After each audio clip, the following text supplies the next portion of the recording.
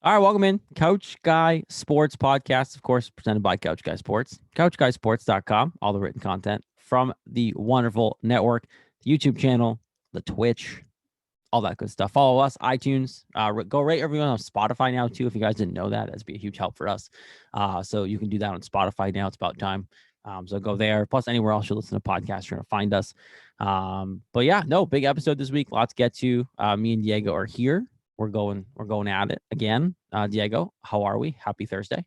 Happy Thursday to you too. Happy 244th episode, I believe, at this point. 244, 245. It'll be labeled the My right goodness. way. We're almost quarter to a grand. That's insane. Yeah. Happy Thursday. Happy also happy birthday, dude. Shout out to belated. you. Yeah, Happy belated. birthday. Yeah. Belated. It was on Monday. Yeah, the old man. I'm 30 now. The Italians would say Buon Natale, but Yeah, Buon Natale. Huh? Big 30. Tanti auguri. Yeah, there you go. See, you got it. You're basically Italian, right? I speak it, but yeah. It's funny because I'm Italian and I don't speak it. Big 30 was good and hung out, went up north for a couple days for the weekend, took some time off work to, he only turned 30 of all the years once. So got to celebrate a little bit, but thank you. Appreciate it. And I'm just old and we stop counting, Diego, from here. We stop counting. I'm 30, no matter what. You stop counting, you start having fun. That's start having fun. So who cares at this point? You got 60, 70 more years, hopefully. Just stop. No more counting. But yeah, no, we got a lot to get to. Let's start with there's a lot to get to. Let's start with the Celtics. Let's start there. Sure. Because let's on a positive note. Positive note. After all, we're going to talk a lot about other stuff too. Celtics are playing well. They just had that big comeback win against the Hawks. But of course, Jaylen Brown got hurt in the process. Early in that game, tweaked his ankle, supposedly not related to the other ankle injury he had, but Ime Udoka after the game said, and the day after, said, not going to keep him out weeks. He's day-to-day, going to figure it out. He's not available tonight to play in Memphis. I'd say it's probably going to be a couple games if it's not that severe, but are we concerned here with this? Like, is this something that, he's day-to-day, but it lingers because we know Jaylen Brown does have ankle issues, right? And we also know this team without Jaylen Brown, we've seen it, right? Just isn't as good. So how concerned are we? They got like a month left in the season. They're only a few games out of the 3 seed, Diego. So even the 2 seed at this point is doable. East is wide open. Jaylen Brown's health is of importance. How concerned are we with this ankle after what happened against Atlanta? I mean, I'm concerned to a certain extent. Thankfully we do have decent power forwards that can fill in the role that he does, the small forward role. Mm-hmm. I mean, you got Keelan Martin, who you just signed for another 10-day contract. Malik Fitz, who can possibly fill in that role, not as effectively, obviously. And you got a decent shooter in Derek White. My concern is mainly though the stretch of games that they have coming up, because these are important games that are necessary for us to win in order for us to get to that second spot that we so badly crave, or just qualify for playoffs at this point. Mm-hmm. You'll be in the playoffs. It's a matter of not doing that play-in tournament. You want to have a good seed for the playoffs, and I think at this point the 3rd and 4th spot should be something that we should be aiming for. It's doable. That's realistic. The 2nd spot is also realistic, but if we want to get to the 2nd spot, I think we desperately need for Jaylen Brown to come in sooner. You got games like the Nets coming up on Sunday. With Durant being back, by the way, I'll make that note too. He's playing tonight, whenever the next game was. He's coming back after being gone a month, so it's no longer just show up and beat the Nets. You're have to play Kevin Durant the Nets. Exactly. So you got the Nets coming up. You got the Hornets away. You got a challenging game against Mavericks. The Pistons, it's at home. You should be able to win that game. You got the Warriors as well.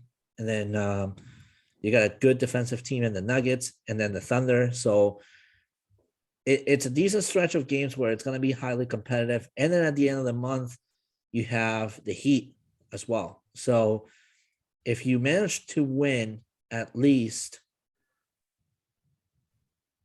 a about 5-6 of these games before even going up against the Heat, you're in a decent spot. But you desperately need Jaylen Brown to come in sooner if you're looking to get into that second standing in the Eastern Conference. Yeah. Productivity wise, I don't see any concerns there.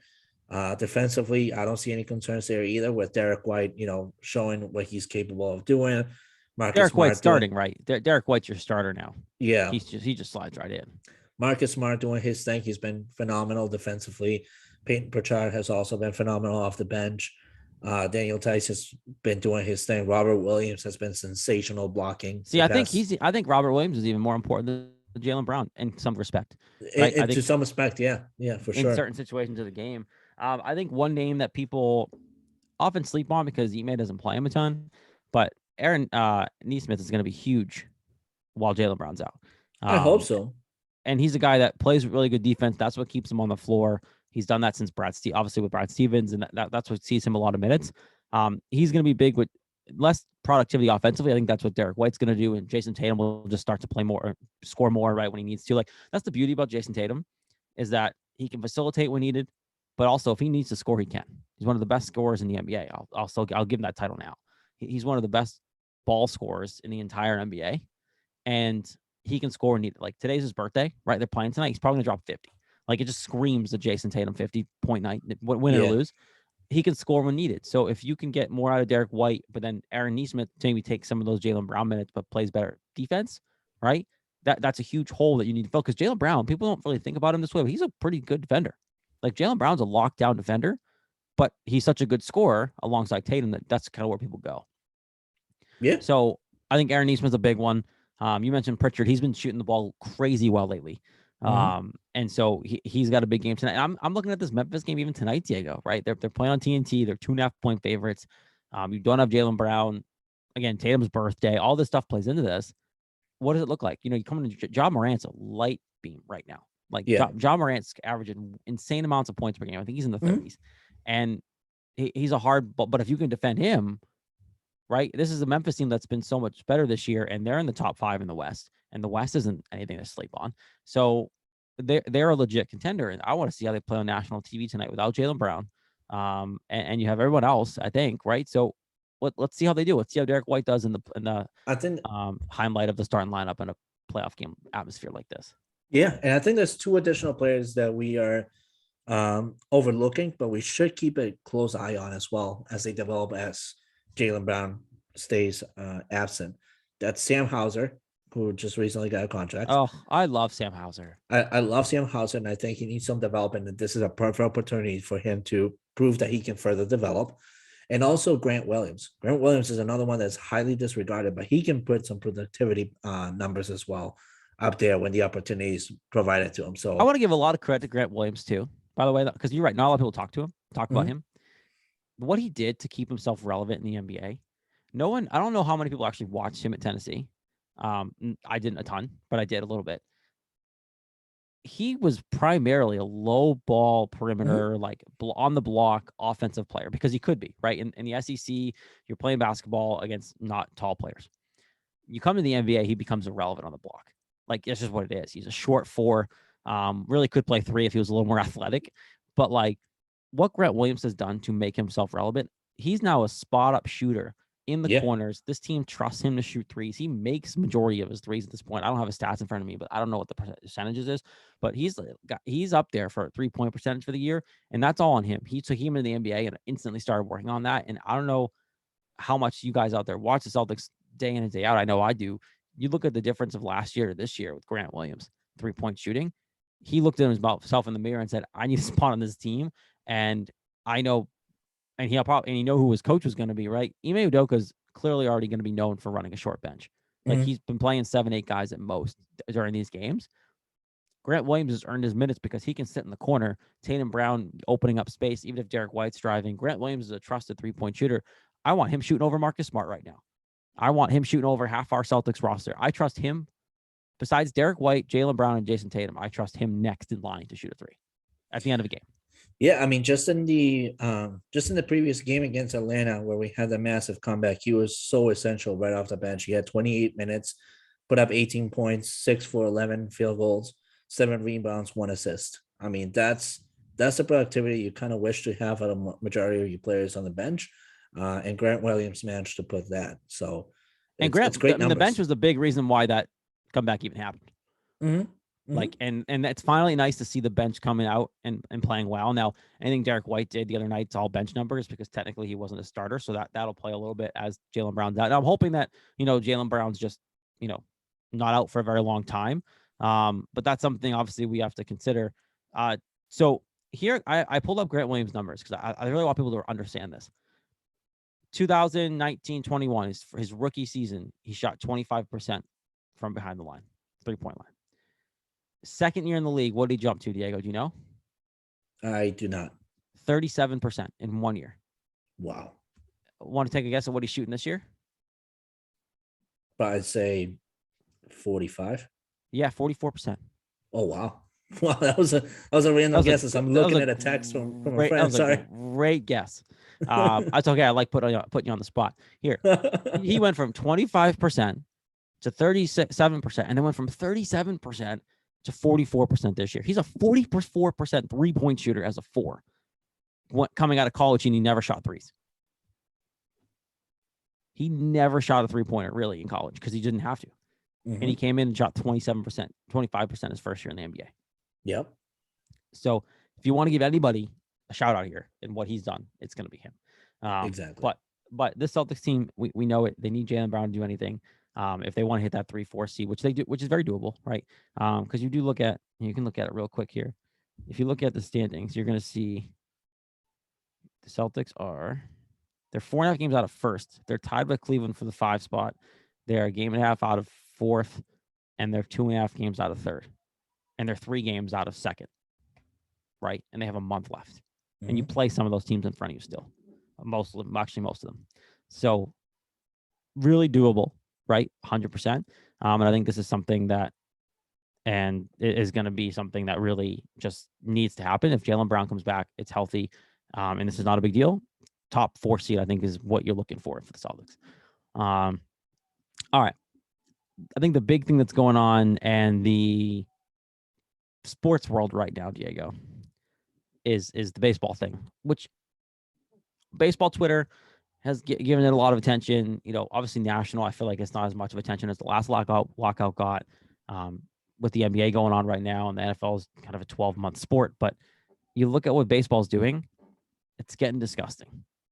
It's getting kind of bad. As of right now, Rob Manfred has officially canceled the first 2 series of the baseball season. And now players, the PA, other players are coming out and calling for Manfred's job. The NFL PA tweeted out today in support of the MLB PA. All in all, baseball is hurting itself the way they're going. We talk about baseball's dying. All of us baseball hardos want to defend it. But when you have a commissioner that for no reason locked the players out, right? There didn't need to be a lockout here. All you had to do was, work on the expired deal, bargain in good faith as you work and until you come up with a new CBA. And this is done before. It's not a new concept here.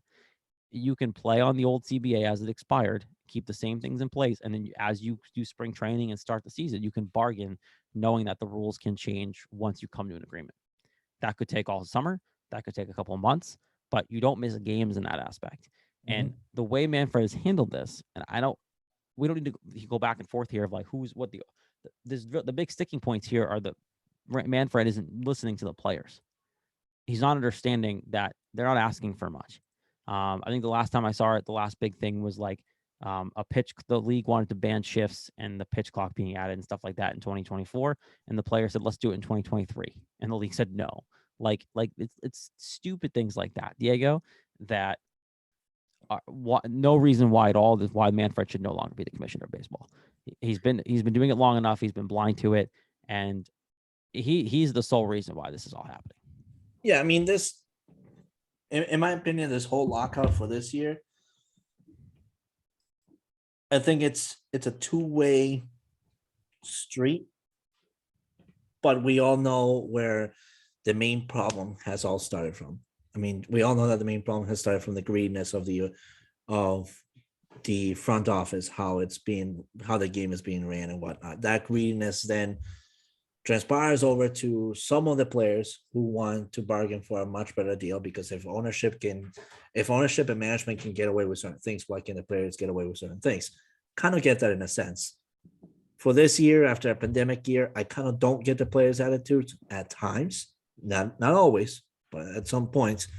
But most importantly, I think it's an effective management that has gotten us to the point where this season is basically compromised. This season is basically more than likely that it's not going to be a season, or if there's a season, we're going to see maybe 150 games with 7 innings happening, and that's it. It'll probably get variated to like a summer league where you're just trying to get it done and over with. Yeah. So it's clear that at this point, the management is just simply not working. It's not successful anymore. We can sit here and talk about Rob Manfred and how much we hate him for 5 hours straight and probably not even be done with. So in my opinion, I just have one quick question, because I know I talked about this in one of our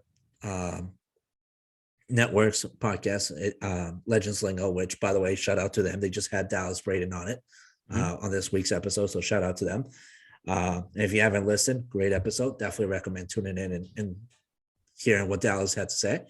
But in your opinion, Jared, what are some names? Give me like your top 3 names that you would say would be next in line for the succession of this job, like who could bring a future to the MLB, because it's clear that right now the future is what matters the most. There is no clear picture for a future. Yep. Who would be your top 3 guys at this point? Well, my top ones should be obvious. It's Theo Epstein. Like, that dude needs to run baseball. God damn it, you're fishing on my Twitter, aren't you? Like, that guy. I believe that. I mean, yes, probably, because I know you believe the same thing. Theo Epstein needs to be running baseball. Like, I can try to give you a top 3, but he's the guy. Like, Theo Epstein's such a great baseball mind. Look what he did with 2 franchises. Obviously, he's a great GM, and he broke 2 curses, and we know his life story here. But like, that dude knows baseball. Yeah. And that dude knows how to run a business at the same time of running baseball. And that's what the commissioner does. You run baseball, and you also run a business. And I can't think of a better person out there than Theo Epstein. He's expressed some interest subtly, right, in potentially doing it. And I don't even know what he's doing now. He still works. He works in baseball. He's like an assistant manager or something like that. He's office executive or something. Yeah. So he's still in the game. He knows what's going on. He's not a GM right now. And I think the Phillies reached out to him. He denied it. And didn't want to work for them. And I think he's keeping his options open because I think he knows he wants the commissioner job. I genuinely think that he's shooting for it. He's not going to say it out loud until it's an opportunity. But with this whole lockout thing, like Rob Manfred's shooting himself in the foot. It's someone else is going to be the commissioner. If not next year, they're going to be the year after. Like, and wouldn't shock me, Diego, if this whole thing ends in Manfred just resigning. Oh, I hope so. And I hope the guy has the integrity to do so. And they agree. They agreed with CBA. The league comes together, and then he goes, "You know what? I'm done. I'll resign." Like the league says, because I wouldn't be shocked by that. But yeah, I think Theo Epstein's my top choice for sure. There's other guys out there. I wouldn't even be shocked within like the Red Sox organization. There's a couple names in there that I don't know off the top of my head, but I know that we're kind of there in the running before. That could be options. Honestly, and I know his name's kind of out of right field, but I think Ben Cherington will be really good as commissioner of baseball. It wasn't the best GM in the world, but it doesn't matter. Like, I think he thought of the way he thinks about baseball and the way he ran the Red Sox, I think would translate to actually running baseball, because you don't have to like trade players and do all that crap. You just have to run the business. But know what's best for baseball. And I think he can do that. Billy Beane's always a name that gets thrown out there when these things happen. There's other guys out there, but I think the short list is Theo Epstein and Theo Epstein. Like, the way he's shown himself in his whole baseball career, again, the master class of running those 2 organizations at basically the same way.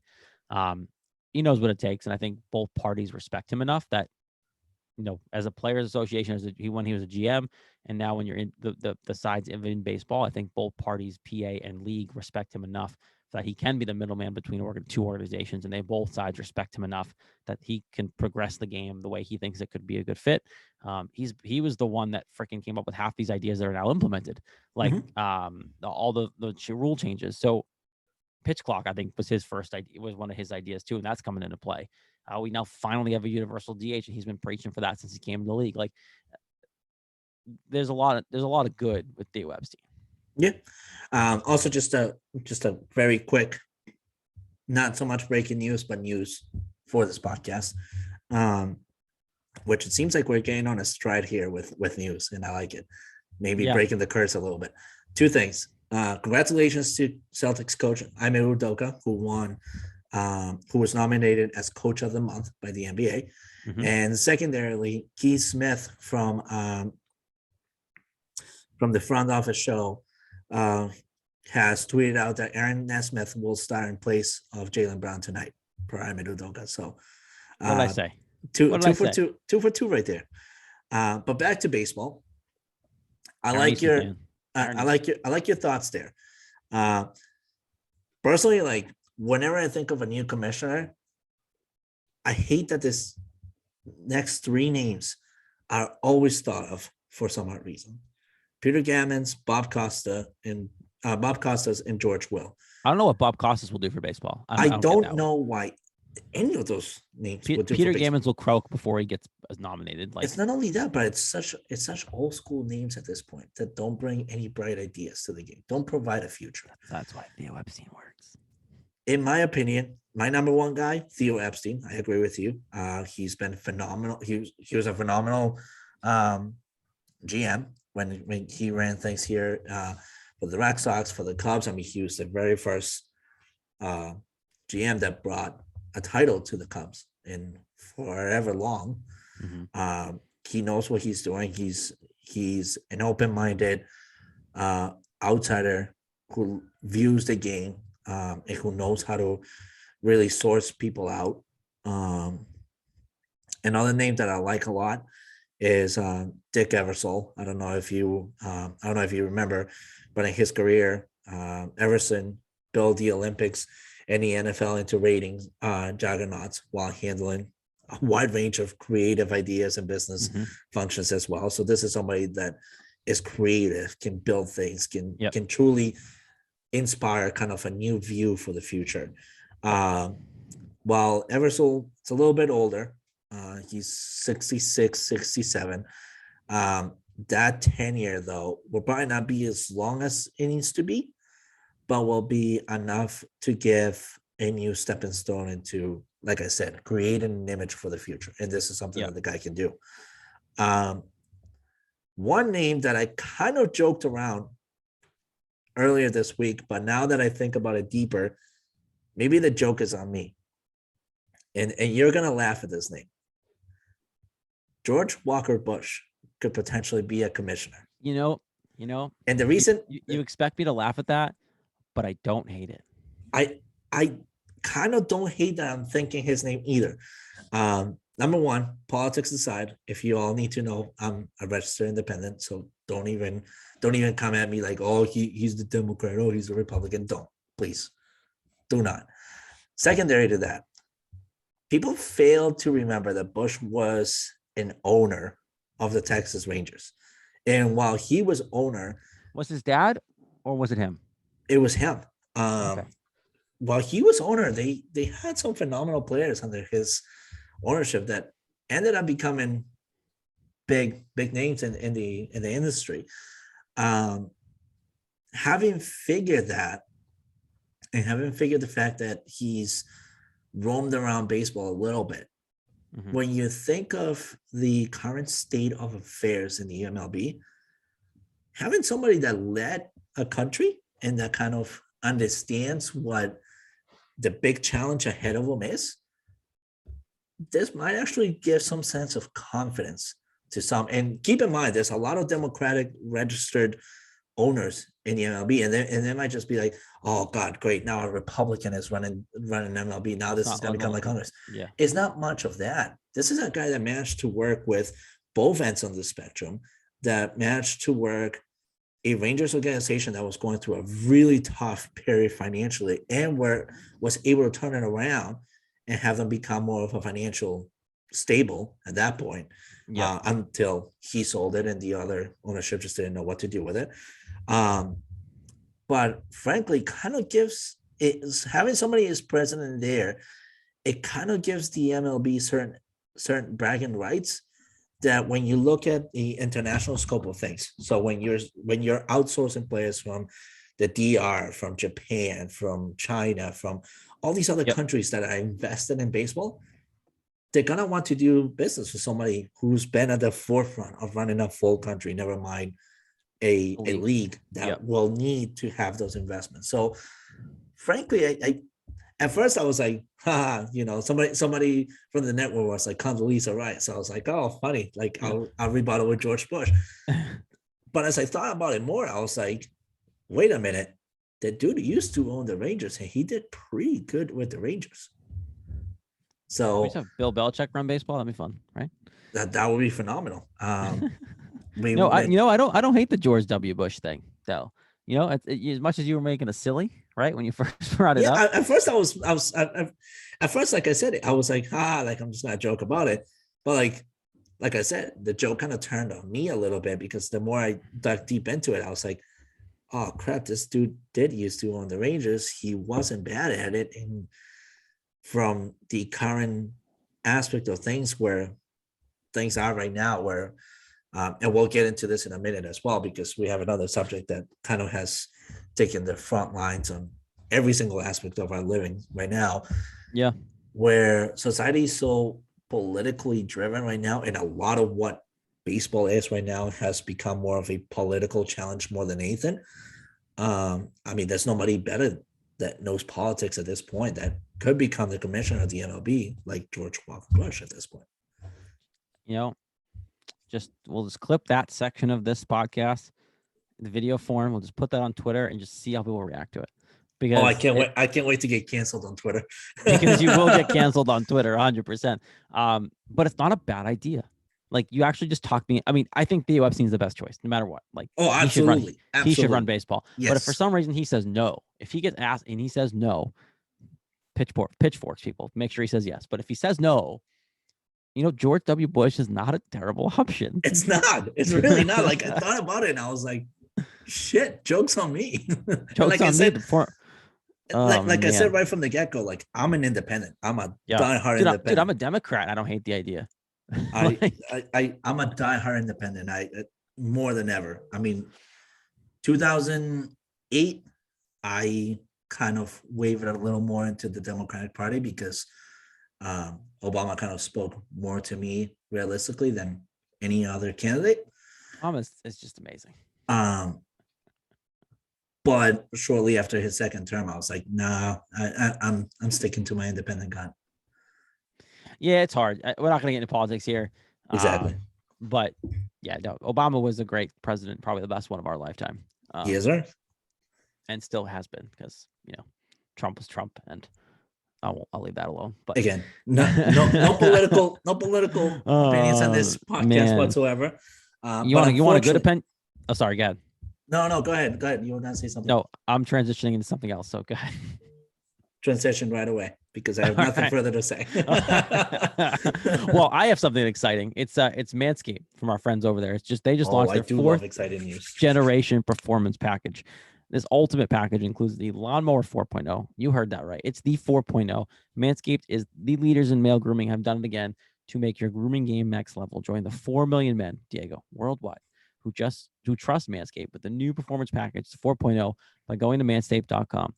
20% off and free shipping with the code CouchGuy20. It's CouchGuy20. We always talk about Nick and his snipping with scissors when he's growing up. It's the best story ever. I truly, if anyone ever called him out on Twitter for it, because I think people have, you're lying. It's BS. You didn't snip yourself with scissors. I believe him. I truly believe him. Because when I can 12, see that happening. Because Diego, when you're 12, 13, 14, you don't know better. Like, you're like, think about this, and you guys listening out there, don't tell yourself anything different. Don't lie to yourself. When you were 12, 13, 14, you didn't know any different. You didn't know what any of this stuff was at that point. So when you start growing hair in places you didn't expect it, What do you think you're going to do? What do you normally cut things with? Scissors. I don't blame Nick for that, but it's just funny that he snipped himself.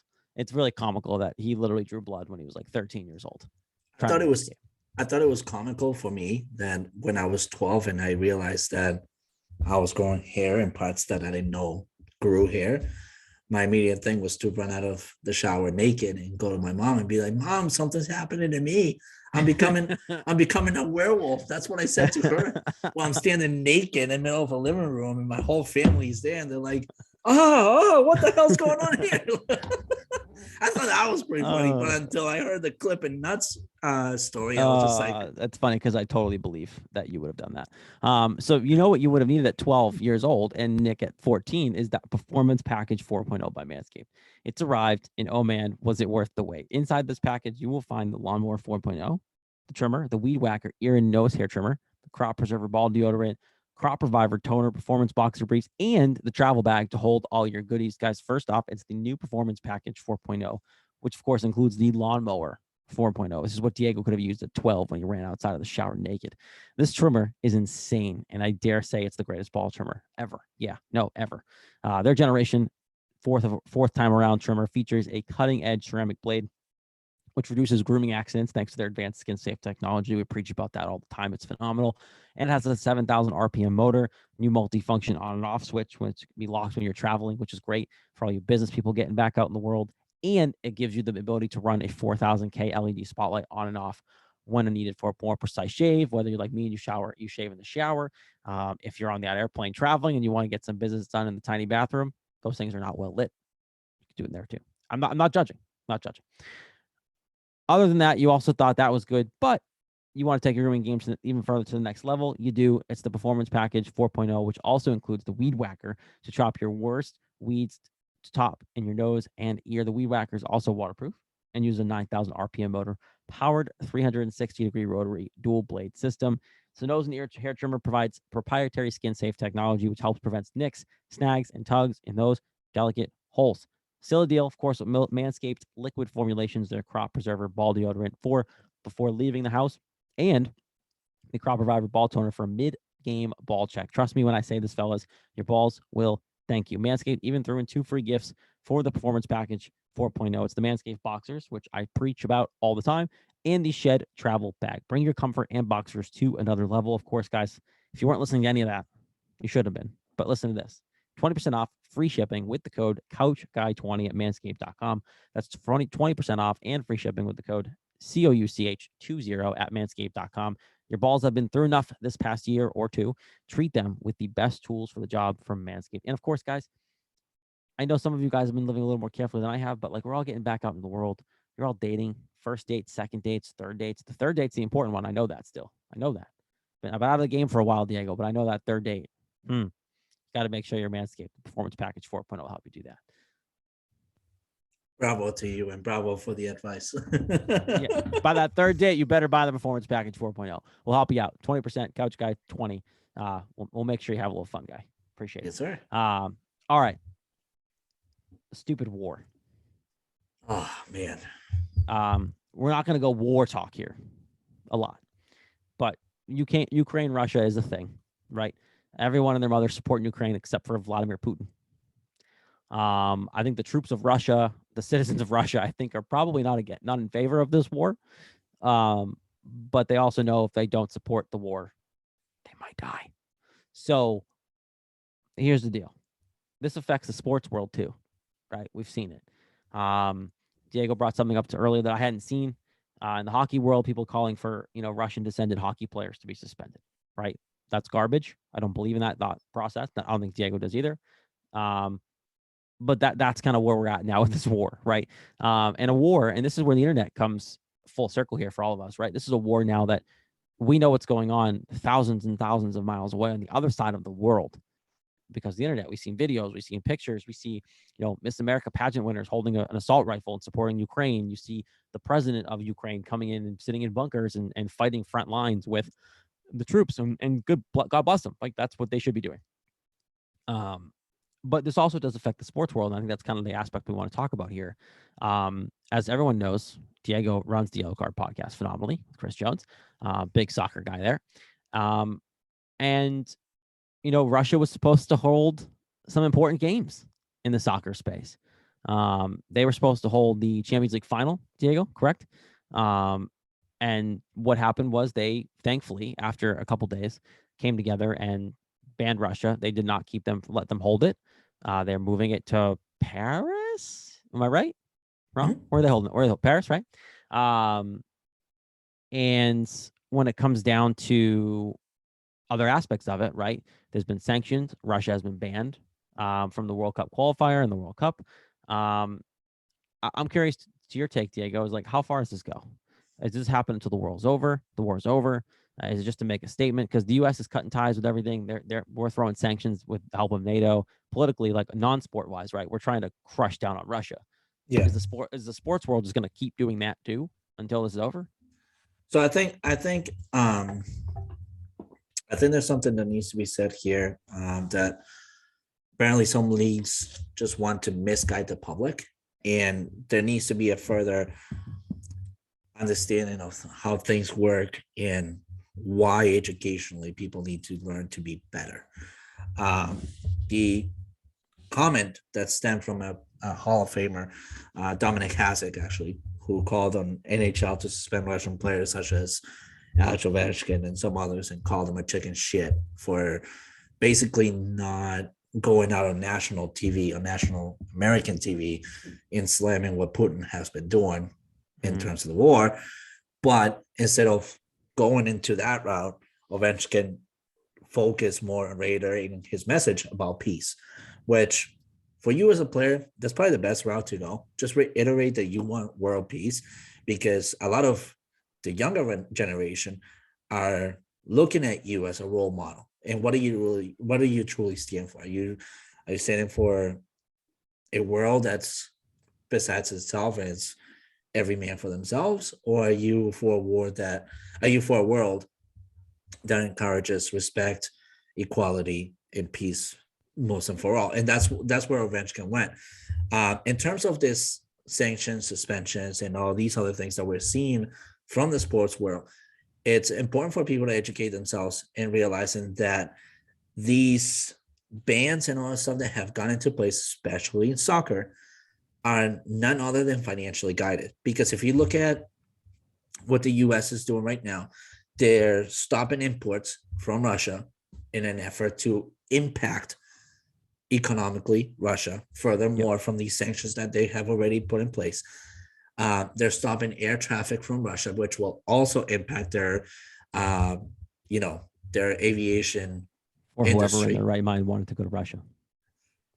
It would impact their aviation industry economically as well, to the point where they would probably be looking for further stimulus money at one point. And, besides the pandemic, they'll probably be looking at stimulus money. Politically wise, Russia has been banned from a payment system called SWIFT, which was established after World War II for countries that went into war and economically needed some financial backing in order for their nations to get back on their own 2 feet. These are, for UEFA, which is the government agency that controls majority of soccer, these moves that they have made impact Russia economically, because number one, Russia, just for participating in the World Cup, benefit financially. All of these countries that participate in the World Cup, there is a financial, economical relief that they get for participating on it, because it promotes a message of unity, and it promotes basically what UEFA wants to do, which is, the game is basically for all. It just promotes their message even more, and so therefore UEFA gives these governments a little bit of that money that they have profited on and disperse it amongst the countries, depending on certain rates and all these other things that they put into place. That's part of their compensational package. Suspending sponsorships, it's also a way to economically impact a lot of these companies. So for example, one of the major sponsorships that was out there in the world of soccer was with a gas and electrical company called Gazprom from Russia. They they were sponsoring a bunch of soccer teams, a bunch of what UEFA was doing, and all that stuff. UEFA was investing money in them, but Gazprom was also investing a lot of money. And basically, what UEFA said was, you're basically backed up by the government. At this point, our hands are tied. You guys basically are in alignment with what the government is doing, and you guys are okay with what the government is doing. Therefore, we're not okay with that. We need to cut ties immediately. Here's your money back. Leave us alone. Basically, that's kind of the situation that went down. Furthermore, when you look at some of these moves that a lot of leagues have made, it's basically, again, all economically guided. Now, when a comment like this from somebody who is supposed to be a Hall of Famer, who is a Hall of Famer, it gives a different meaning now. Because at this point, you're basically saying, if you're from Russia, we don't want you in the league. And there's a big difference between somebody of a certain race or a certain nationality being part of the nationality versus what's happening right now, and how do you impact what's happening right now. At this point, eventually, it has nothing to do with the Russian government. Absolutely nothing. Yeah, you're not impacting the Russian government by telling someone who plays hockey in America that they can't play hockey in America. You're not doing anything to Russia. They don't care. Exactly. At this point, it's political bias that doesn't need to be added to something that's already an explosive situation altogether. There was no pun intended in that. It's an alarming situation. It's a horrifying humanity crisis that's happening right now, and that I think all of us in the world with common sense and working brain cells wish that this thing would end immediately, because that's not what we want, and that's not what the world needs, especially coming out of a pandemic year. It's not what anyone in the world wants right now. Yep. Like I said at the beginning of this, I think everyone but Putin didn't want this war. Exactly. Putin's the one that wanted this. He's the one that made it happen. And since then, the rest of the country has been trying to shut it down. But that's kind of where some of this other stuff's coming from. It's people are going to use this as an advantage to say what they really mean. And something like that, where it's like, hey, I don't want you playing in the hockey league because you're Russian. Who believes that? That guy does, right? Exactly. So it's like, and if you follow me on Twitter, you might have seen that I kind of went up in flames against a local network for giving airtime to something so stupid and pathetic such as that comment that lacked common sense, education, and knowledge altogether. Reason why I kind of went off on that is because of that.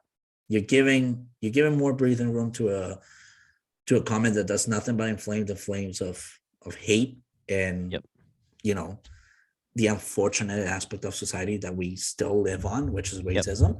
And it does nothing for the public. All it does is just continue to enrage the public into a situation that's continuing to happen. It's not like you're setting up a fund to help the families of those who have lost lives out there in Ukraine. It's not like you're providing resources for some of these families that are now having to abandon their houses and living in the streets to protect themselves from the chaos that's happening. It's not like you're doing any of that. All you're doing is just giving more fuel to the fire, and you're not helping the situation. And by bringing somebody who is a national spokesperson for the NHL, basically Mike Mulberry, into that comment just to say that it's stupid, the whole segment in itself is just a waste of time. It's like I said, lacks brain cells, lacks intelligence, lacks knowledge, lacks education, and you're really just not helping the case at all. So that's why I kind of went off.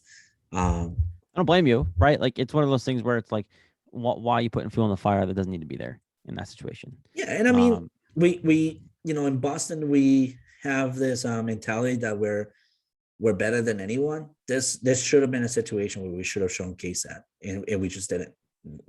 Having this sports network portray what Boston sports networks are about, it's just it's a shame more than anything. So yeah, there's a reason why they are where they are. I'll say that. That's who you're. Yeah. There's a reason why they are. That station is where they are.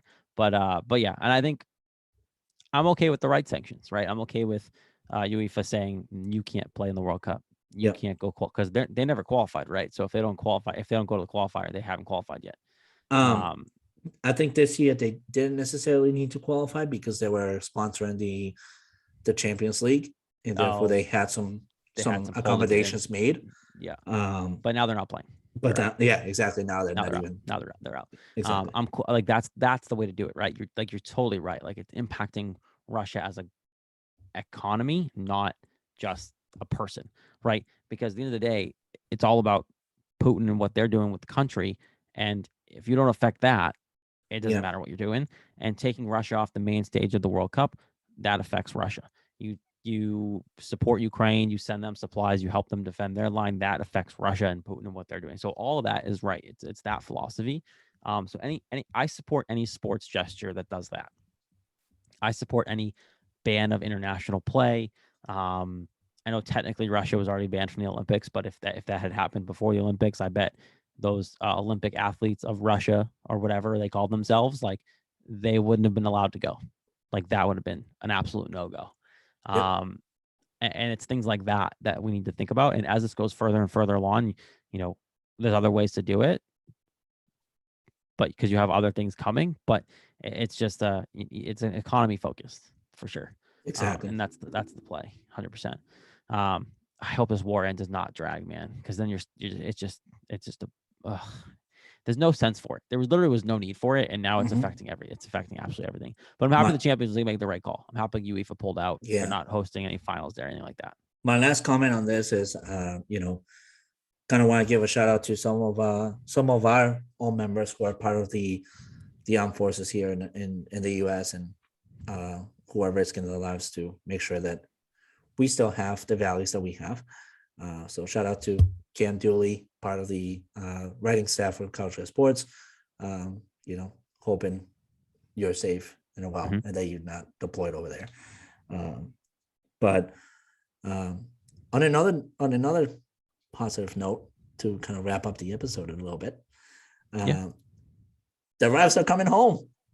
The continuing threat to the MLS are coming home and starting the season at home against Dallas, none other than Dallas. So I don't know if you'll be tuning in or not. I know I will be. It's a 1:00 game on Saturday.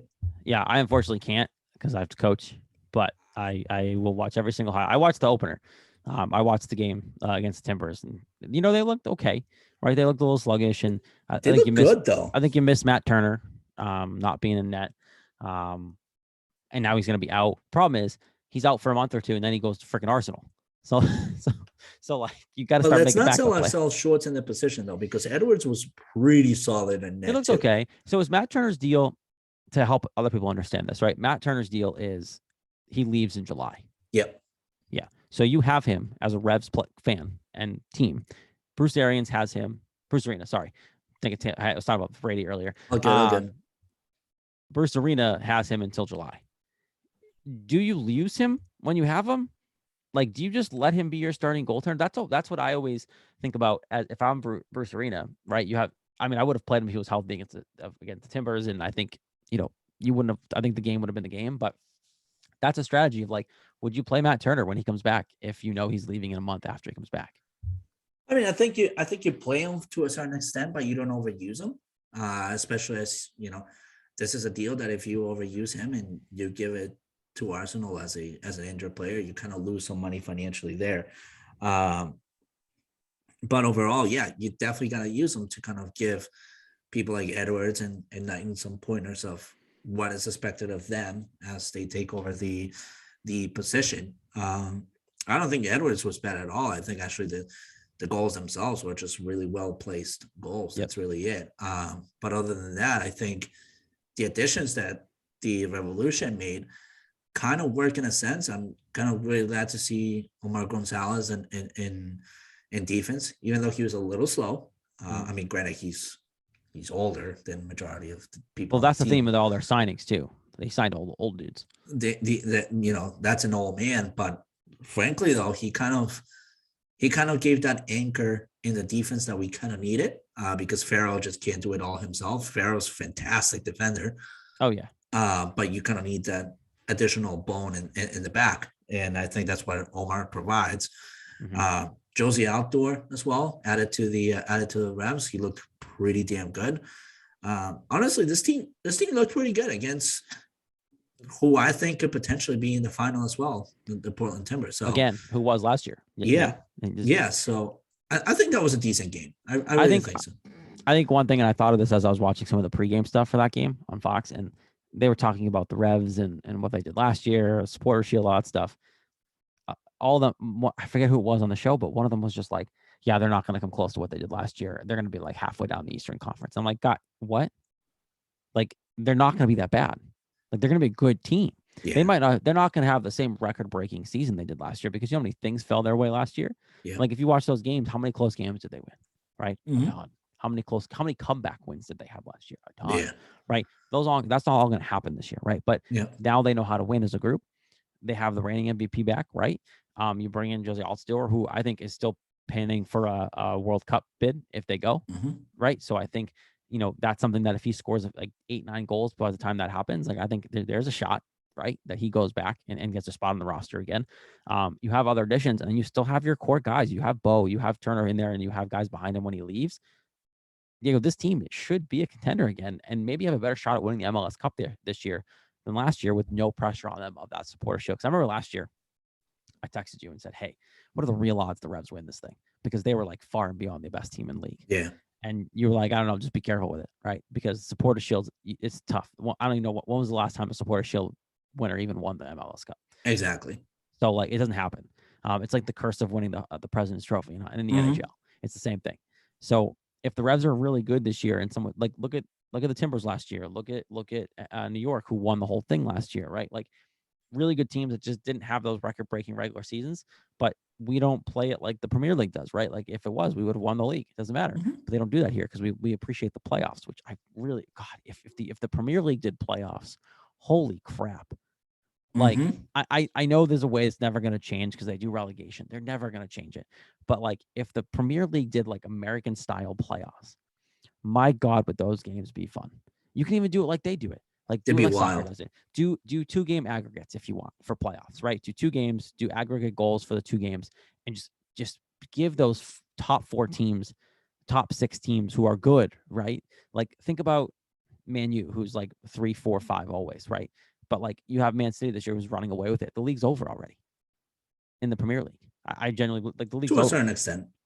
Man City, it's over, and like, I think it was the year. What's the year Liverpool won most recently? It was over half of the year. Yeah. Like, they spanked everybody that year. What fun is that, right? Like, you want to watch those guys lose in the playoffs. That's what everyone else wanted the Revs to lose in the playoffs. When, like, it would have been like how long was were the Revs up top? Almost the entire season last year, the Revs were sitting in first place, best team in MLS, no question.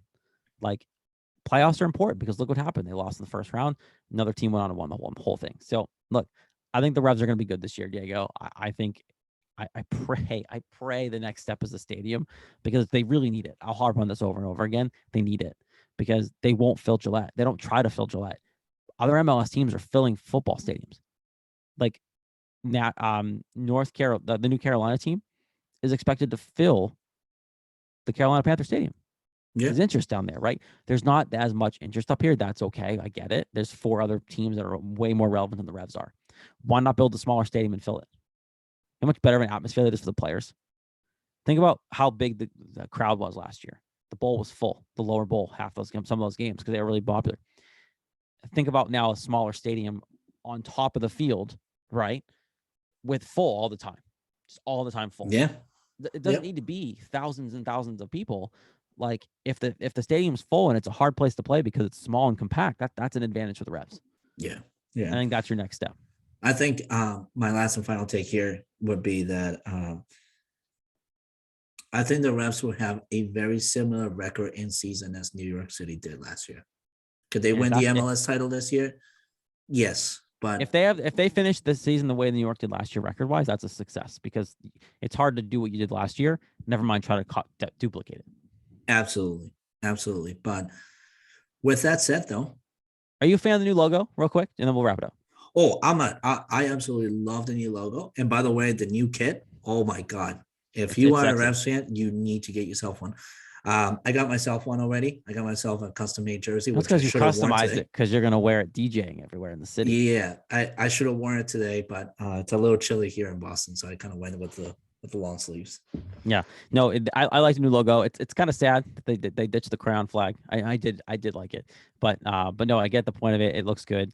I'm happy they stuck to their guns though. No FC. Mm-hmm. Very happy about that. All right, cool. We'll wrap it there.